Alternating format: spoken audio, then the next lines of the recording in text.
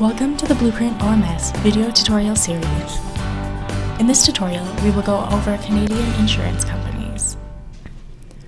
First, we have this Create Client option open. I filled out some of the required fields there too. Another feature, if we add in that postal code,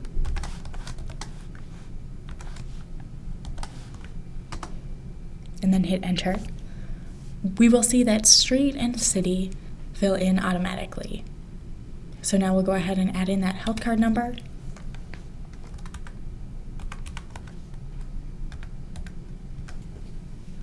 And then create the client's profile.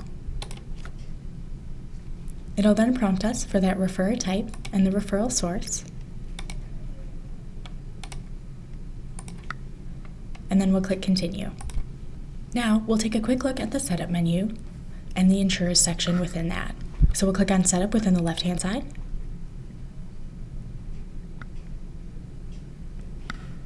And then view the list of insurers. When you first get your system, all public insurers will be listed. To add a private insurer, we can go ahead and use that Create New button. Here we can fill in all of that required information and then click Create. One thing that's unique is this Pays Full Amount option. So if we check that, when we go to create their invoice, the full amount will automatically be allocated to that insurance company. And so here we also have the option to edit the details of the various insurers by highlighting them and then selecting Edit Details. So here we can see that WCB Alberta, we have the default set for paying the full amount. And so we can set up specific insurance coverage for various services, batteries, accessories, and orderable items. We will go into that pricing and insurer coverage section and add some insurer coverage to the services. And so here we can see that some of the services don't have prices listed. And so if we click Edit Details, we can see that these have been marked as insurer-specific items. And so only those patients who have these specific insurers will be able to purchase that item. And so private pay patients may not purchase that.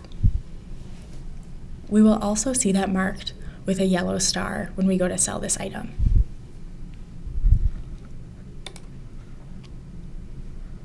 Another option we have is to create insurance coverage for different items.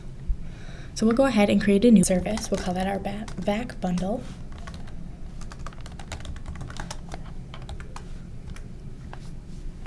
We'll add in that catalog number. Keep that marked as returnable, and then I will check that this is an insurer-specific item. So then after adding in that selling price, we can go ahead and click Create. Now that we've found that item, we can right-click on the insurer coverage and select Add Coverage. Here we can select our insurer, add in that benefit code, and our selling price.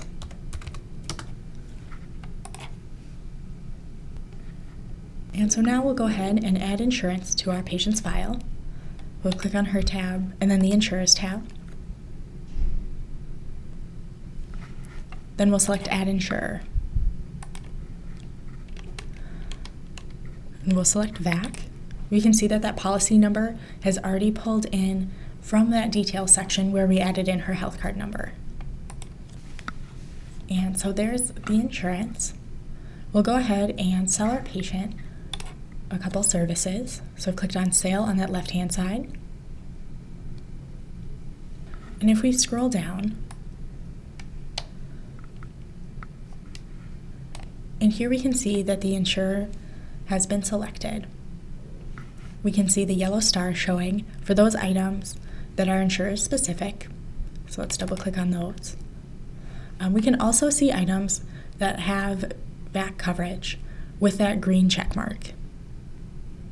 So we'll add that as well. If we were to go ahead and choose None as our insurer, we would see those private pay prices.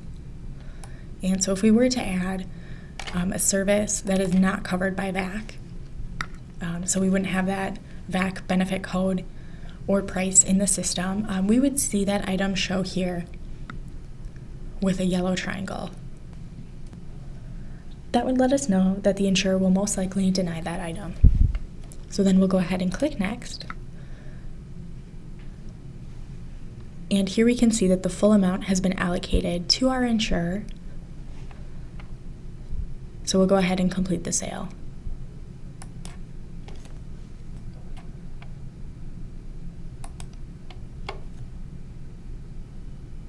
So here's our invoice. We'll close out of that for now, and then view the patient sales history tab.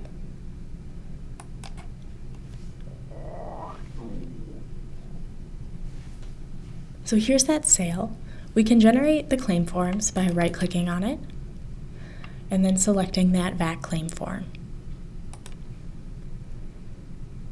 Depending on the insurer, other forms may also be available. So here's that claim form. We could then save, print, archive, or have the patient sign the document there. For now, we'll close out and take a look at the electronic billing for WSIB patients. And so this integration is done with Emergis.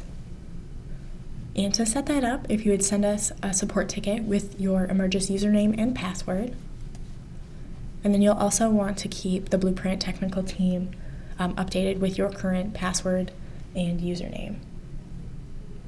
So to view that, we'll go up to Tools and then Electronic Billing. Here we can see a list of all of those unbilled invoices. And so I'm going to highlight one, and we can go ahead and submit the claim or view those transaction details. So this is a quick look at all of those items in the invoice. I'm not seeing any of those yellow triangles here. I see that the practitioner has been selected from this list. We also have the full amount billed to our third party, so we can close out of that and submit the claim. So now we will see that in our list of submitted claims there. Here we can see the date that they were submitted, as well as our claim number, the client, and then the items. And so that green check mark would show that they were submitted. If there was a yellow triangle, that would show that it was denied. You would then be able to right-click and retry that. And sometimes when that claim has been denied and there isn't a claim number next to it, then you would want to check the patient's name, ID number, and date of birth to make sure that those match. And so if there is a claim number but it has been denied, you would then want to check the details of that claim. Claims are submitted nightly. And so the next thing we'll take a look at is those payments. One last thing on this screen is that we'd be able to see the status of the submitted claims too, using this circle icon to show its progress. The next thing we'll take a look at is payments. So we'll go up to Accounting and enter third-party payment. After selecting WSIB as the insurer, we see that there is a pending payment that's found. So by highlighting that, we would be able to see the claims that are being paid with that specific payment. So we would see check boxes. For now, I'm going to go ahead and click Cancel. But if we clicked OK, then this payment would automatically be applied to those sales.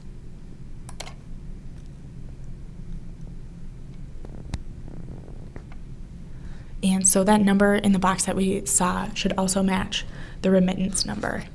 So you'd be able to verify which payments or which invoices those payments were going to. The next thing we'll look at is some specific recalls for these Canadian insurers. We'll go to the recall section on the left-hand side. And here, under recall type, we can see that WSIB Service Block 1, and so this is for hearing aids that were purchased for patients who have WSIB as their insurer, and this generates 30 days after that sale if the hearing aids have not been returned. And so Service Block 2 is similar, except this occurs 6 months after that sale. The next one we'll take a look at is this VAC 2-year hearing aid option. And so this pulls from invoices that are billed with those VAC hearing assessment codes. And it also looks at those invoice dates. And so there is also a WSIB hearing assessment, which generates 1 year after that WSIB hearing assessment billing code. And so if you do have any additional recalls that you'd like created by our technical team so that they're automatically pulled in, such as that AADL 5-year recall, please send in a support ticket with the criteria for that, and our technical team will add it to your system. The final thing we'll take a look at is in the marketing section. And so we'll go ahead and create a new campaign. This will be for ADP clients.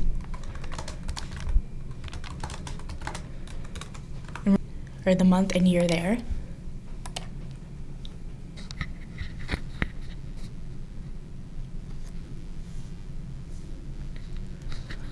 We will then highlight that campaign name and select Edit Details.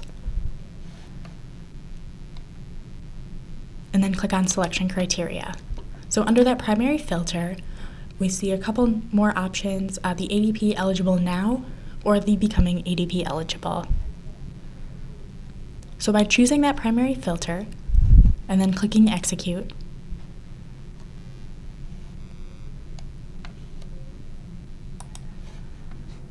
we can then view that list of patients by going to Selected Clients. Thank you for viewing this tutorial. If you have any questions, please give us a call or send in a support ticket.